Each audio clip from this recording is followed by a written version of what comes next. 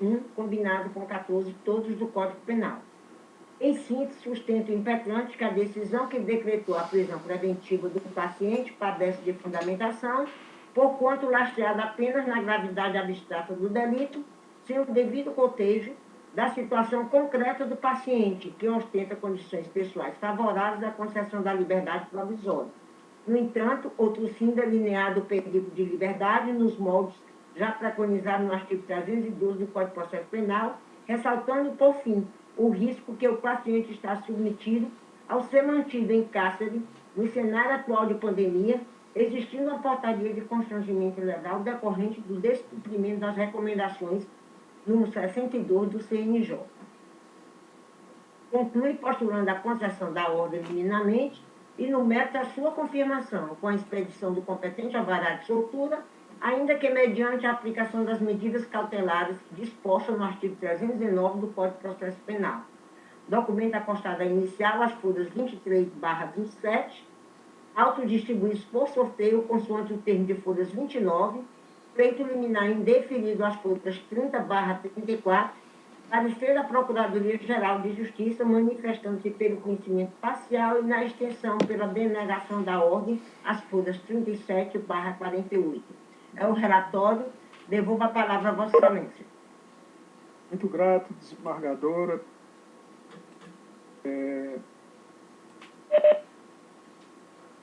São 15h07 para o nosso controle, doutor Ronen.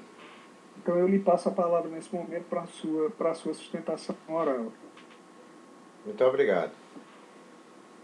Colega da Câmara, ínclutos jogadores, eminente representante do Ministério Público, doutor Alcides Jorge, qual eu tive a honra de ser estagiário e lá no Ministério Público, no Núcleo de Recursos Criminais, onde pude constatar a sua eficiência, na gestão daquele setor, né, organizando e colocando todas as pendências em dia, né, o cumprimento cordialmente.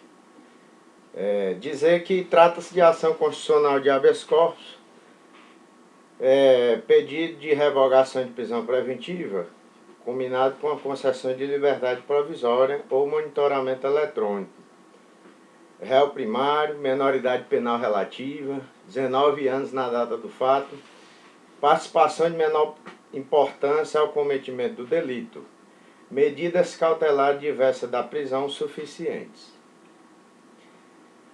Da colaboração com os investigadores para a elucidação do crime, da permanência em sua residência, indicando que não pretende se furtar à ação penal e nem se evadir do distrito da culpa.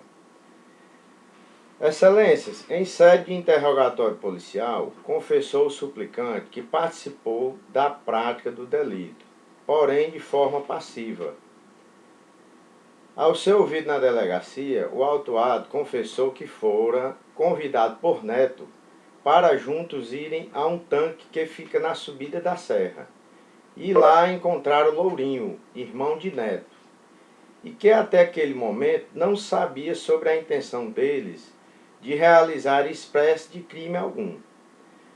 No momento da ação, afirmou em seu depoimento na delegacia que ficara apenas observando à distância, enquanto os outros dois acusados agiam ativamente. Bem, luzidos julgadores, o artigo 29 do Código de Processo Penal é enfático em afirmar que quem de qualquer modo concorre para o crime incide nas penas a este combinadas, na medida de sua culpabilidade. No parágrafo 1º do referido artigo, tem-se que, se a participação for de menor importância, a pena pode ser diminuída de 1/6 a 1/3. Não estou aqui tergiversando, nem divagando, me afastando do mérito do pedido do habeas corpus. Eu tive que fazer essa leitura para, ao final, fazer a conclusão e Vossas Excelências tentar mover o entendimento de Vossas Excelências quanto ao pedido, né? e como ele se justifica, né? No nosso modo de ver, luzidos julgadores, a injustiça que merece ser reparada, vez que foi feita a individualização da participação de cada acusado no evento criminoso, porém desconsiderada a menor participação do suplicante, sendo este injustamente colocado na composição contextual que requereu a segregação de sua liberdade, como se fora o cabeça do trio, o que não procede e que será comprovado durante a instrução processual.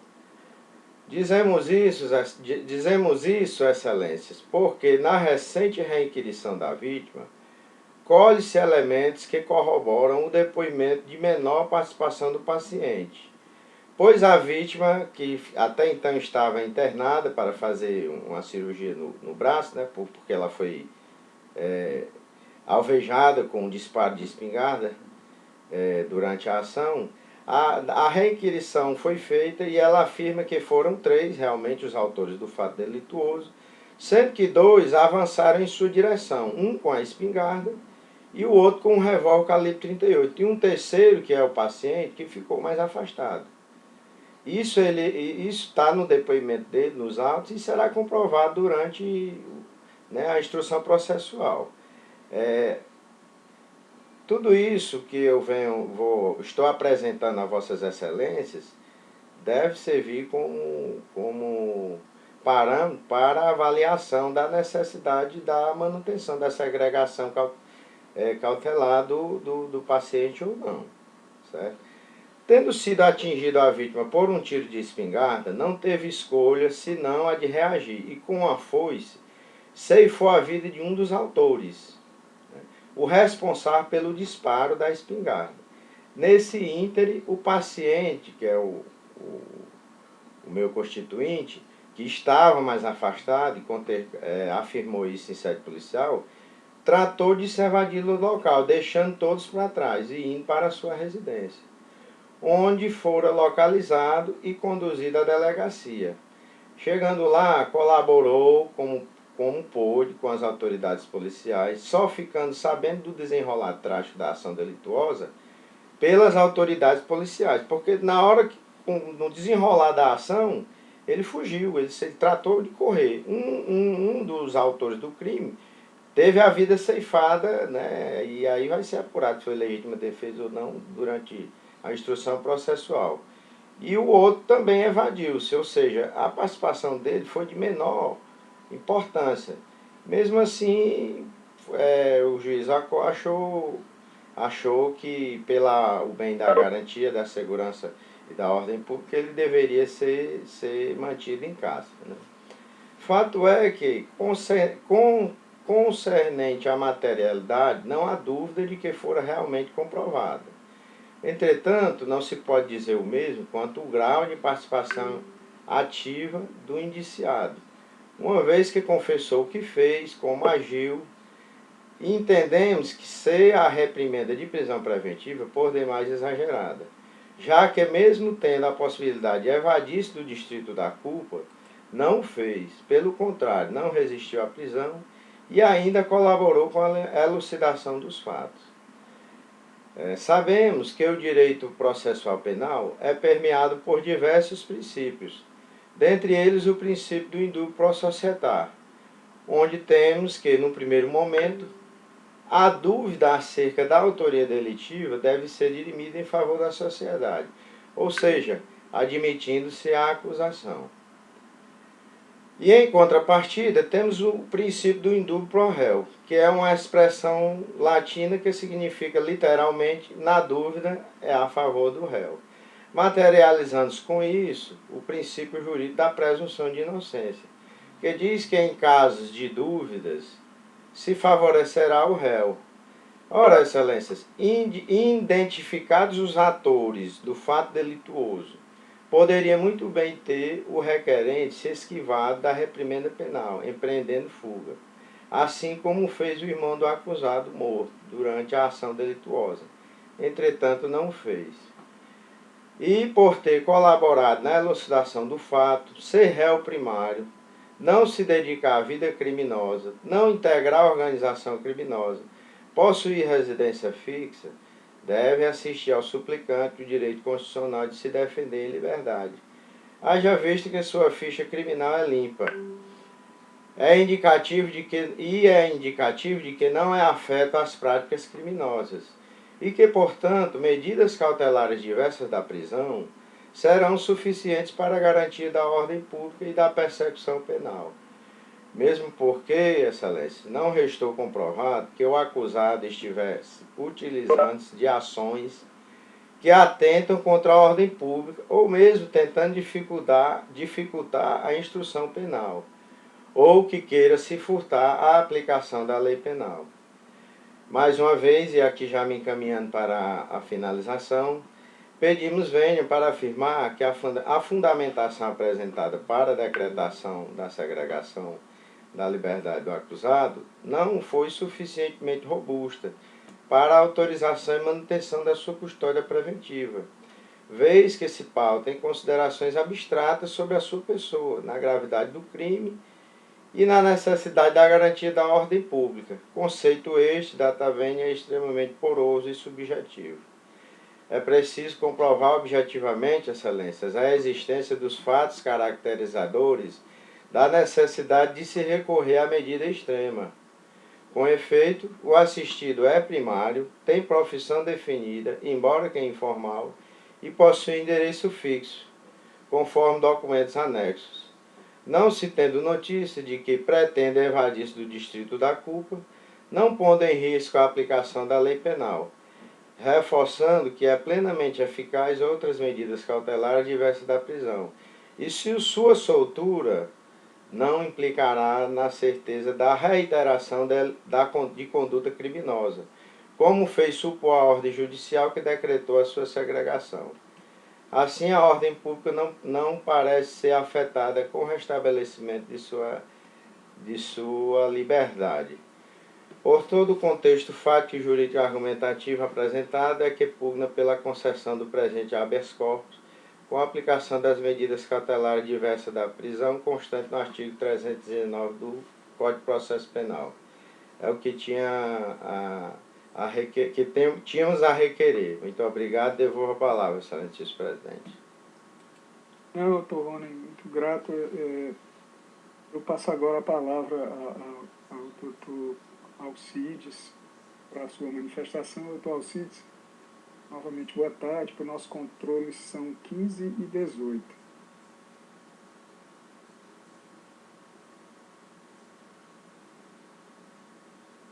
O microfone está desligado.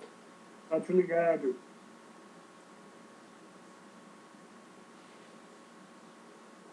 Boa tarde, senhor presidente. Boa tarde. Boa tarde, componente dessa colém da Câmara Criminal, que já saudei nominalmente. Doutor Rony de Castro, a quem estou revendo depois de vários anos. Agradeço muito o seu concurso estagiário ao Ministério Público, na organização do Núcleo de Recursos Criminais, sobretudo saber seu sacrifício de conciliar interesse familiar com estágio, com seus estudos e com a dedicação em outra profissão liberal, que admirava vê-lo conciliar todas essas atividades com eficiência e denodo, vê-lo como se fossem únicas. Dr. Vitor, que secretaria os trabalhos, doutora Lígia, doutora Ayrton Amorim, todos os advogados que se fazem presentes. Aqui, assim, que esse HC reporta-se a uma tentativa de roubo na forma majorada. Claudinei do Carmo Xavier, o paciente, ele não tem registro de antecedentes delituosos que possa caracterizar como indivíduo perigoso. Entretanto, a ação conjugada com mais 2 outras pessoas, conhecidos seus, para promover assalto na zona rural e serrana de Pacatuba, efetivamente representa um agravante maior e pela insegurança causada efetivamente naqueles que poderiam ser destinatários como pacatos, moradores da zona rural da Serra de Pacatuba. Além do mais, o crime aconteceu no dia 17 de junho, em data relativamente muito recente. E, efetivamente, a questão de mérito, se Claudinei teve participação de maior relevo ou de menor relevo do crime, será apreciada devidamente na instrução criminal, no processo originário.